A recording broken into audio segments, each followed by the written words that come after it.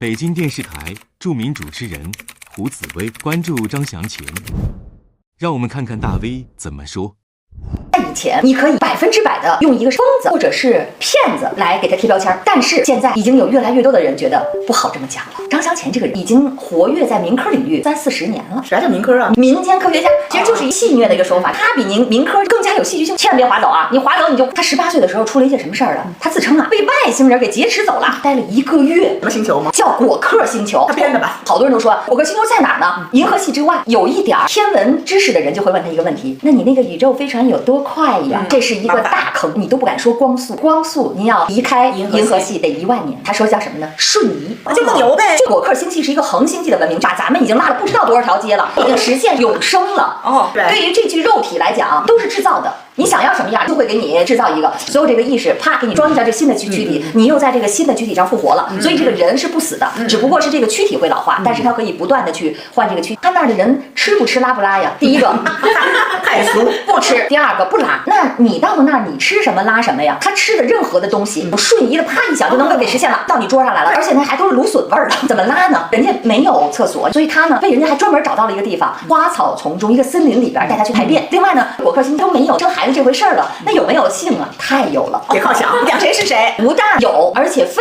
常的丰富。在于一个游乐园里，人家是各种性游戏，在这个过程当中，他还有了一个果克星的一个女朋友，经历了各种性游戏。哎呀，那个花哨啊！他这个果克星球是什么呢？温度，说您到那儿不冷吗？热不热呀？告诉你不冷不热，17到18度。他们也有一个类似于像太阳似的一个照明的东西，被他们的一个高科技的装置就给覆盖了，由这个装置来调控太阳的温度。地上呢也有好多的高楼大厦，有实体的也有虚拟的。实体的是什么呢？我们家里住的。但是虚拟的是什么？比如说让咱们开个会，啪，你一想，实体的这些都来了。只要是你有需求，建筑是随处可见的。长什么样啊？有一个脑袋，眼睛特别大，嘴特别小，鼻子也小，但是很漂亮。女生的胸很大，尖尖的，又特别的美。后来张老师马上就指出说，只要是有脑袋的，都说明这个骗子的想象力不行。张想跟你说，所有的智慧生命都是人形生命，因为所有的生命的起源都是一样的，所有的生命体都来自于什么呢？闪电，一种天气现象。只要有闪电和地上的无机物啪这么一交结，就产生了氨基酸。这个氨基酸就是一切生命的开显。咱俩长得不太一样，但是一个头俩眼睛，这个是不变的。张祥前这事儿是突然被挖出来，还是他吵吵好几十年就这么说？他吵吵好几十年了，他这不是1个月之后就回来了吗？人家说你那1个月为什么不报失啊？失踪了？不是，在果克上1个月，在这儿就是1宿，所以大家都没发现。之后他又开始给各个有关部门写信，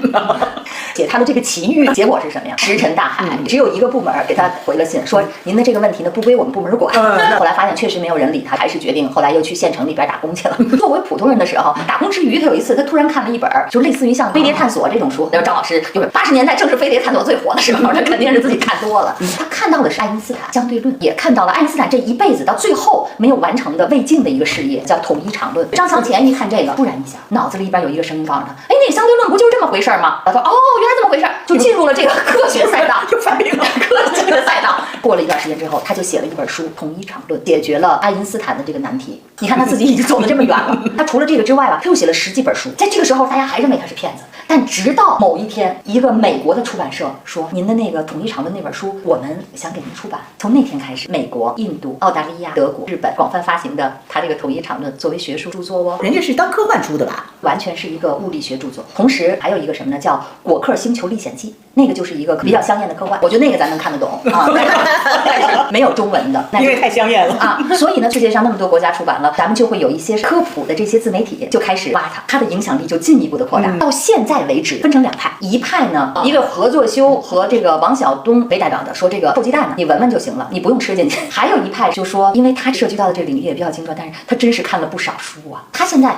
有自媒体，您可以去搜，他每一天讲一段，讲的是什么呢？为什么时间是不存在的？哇，天哪，太深了，每天都在考虑这个问题，而且在他们家那个小卖部的后边，他还每天做实验呢，告诉你宇宙的真相是什么。但是你们有多少人能够听他呀？有多少人能够认真的去研究他所思所想呀？所以他说，果壳星人告诉我了，我在2023年的时候将被大家初步的认识，真的是因为2023年就开始一大堆国家开始给他出书，2025年将是我大爆发的一年。如果那个时候2025年不大火的话，以后就够呛。现实生活中有性伴侣吗？有性伴侣老婆，哎呀，他老婆特别的暴力，不给他钱，每天都去那臭水沟里挖黄鳝。他一回家，他老婆老凶他，而且他女儿也是。他有一次，他跟网友对话的时候，那个网友说：“哎呀，您这太厉害了，但是看您家还挺穷的。”说是我现在就靠一个小卖部苦苦支撑。你说你把你的那个账号给我，说我呢，多了没有？我先给您10万块钱，助力您研究，之后把您后边那个实验室稍微给改造一下。正好去拿笔拿纸的时候，他女儿坐到直播的这儿，跟他说：“您千万别给他钱，他是个骗子。”后来张向前还在这个网上说的：“我这老婆就是这样的一个暴力的老婆，我这女儿就是这样的一个。”越来越多的大 V 开始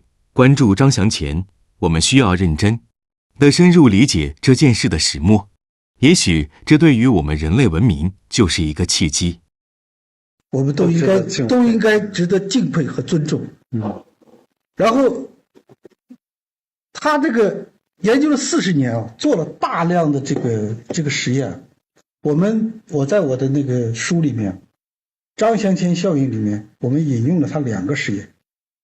就他做了大量的实验，因为实验呢，有些人做实验，他能够，你像黄老师，他这种是属于这个空间的，就你像特斯拉，像尼古拉特斯拉，像那个爱迪生，像黄老师这样的人啊，他们都有一个思想实验室。就他拿到这些信息以后，他在脑子里面那个思想实验室里面一走一遍，他的结果就出来了。所以这个张祥前的这个，他做了大量实验，但是他大部分的实验都是在一个很简陋的环境，一个萌动的这个状态下进行的。我们把他的40年来几百例实验吧，差不多，我们全部研究了一遍，我们找出来了2个实验。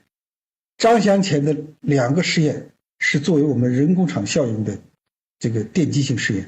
第一个就是这个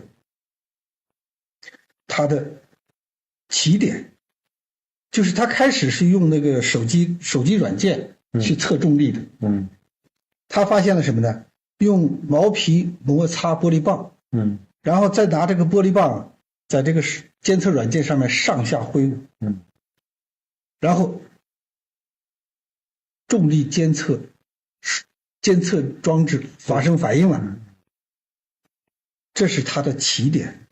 你看起点是单极电，起点是单极电，毛皮摩擦发电棒，它要用毛皮去弄就没有反应。要用毛皮去做这个上下甩就没用，要用正电场。玻璃棒，而且不是电荷，不是用电子，也不是用电荷，是要用正电场。因为这个玻璃棒毛皮摩擦玻璃棒以后呢，它会毛皮就是回不去了，那个电子回不去了，就会在这越积越多，越积越多。对，单极电，然后这个垂直这个作用这个摩擦空间，就会产生引力场，而且它摩擦的方向，引力场的方向是跟它这个方向相反的。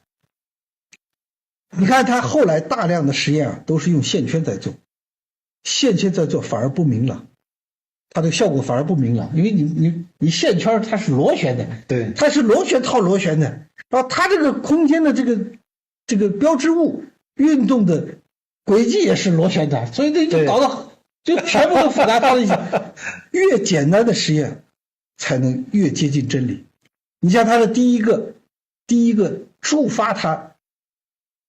发他成功的，就是手机上的那个重力监测软件发生反应的那个实验，我们作为人工场效应或者叫张祥前效应的一个奠基的一个实验。它是用毛皮摩擦玻璃棒上下甩动的时候，你横向甩动可能也有作用，上下甩动也有作用，就是说要用单极电去摩擦空间，这是一点。然后我们选了在他几百个实验里面，我再选了第2个实验，就是范式起电机，用范式起电机也是单极做空间引力场的实验。你看他用范式起电机，我跟你说一句啊，你们没有意识到，张祥前那个他那个想法是起于一个梦境。那个梦境是什么？他梦见一个玻璃管，里边有2根导线，中间空了一段距离，然后外面挂了一块片儿，然后这块片呢，它一通电以后呢，这块片就能够产生引力场。他说他从梦里面梦见这种装置能够显示出引力场的存在，能够证明引力场的存在。你知道他这个装置是什么装置？一个玻璃管，中间2根导线，外面通上电，不管直流也好，交流也好，它中间是断开的。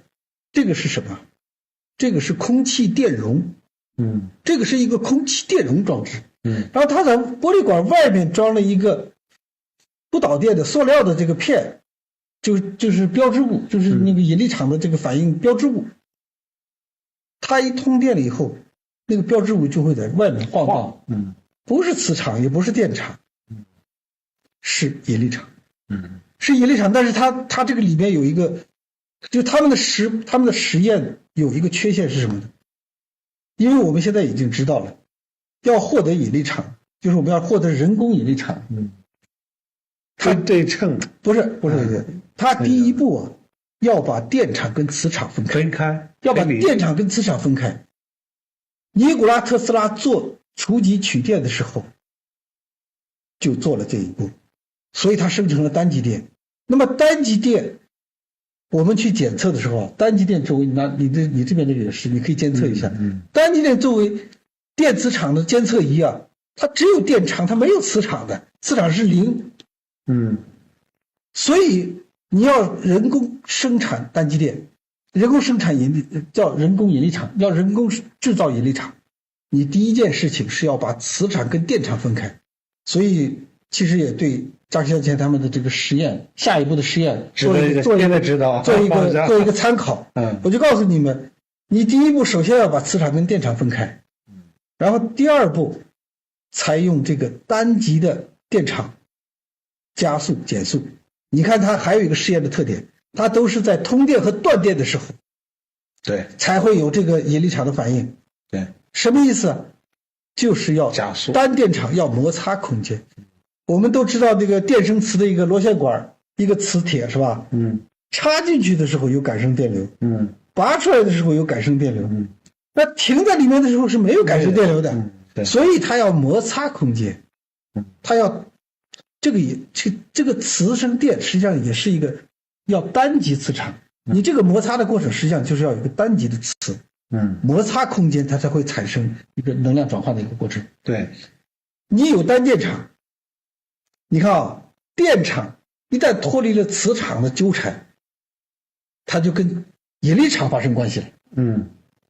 然后我们怎么用它是另外一回事情。我们现在原理已经知道了，而且我们不仅为什么我们要选择它2个单电场的实验？它在那么多几百项实验里面，它这2个实验有代表性，都是单极的。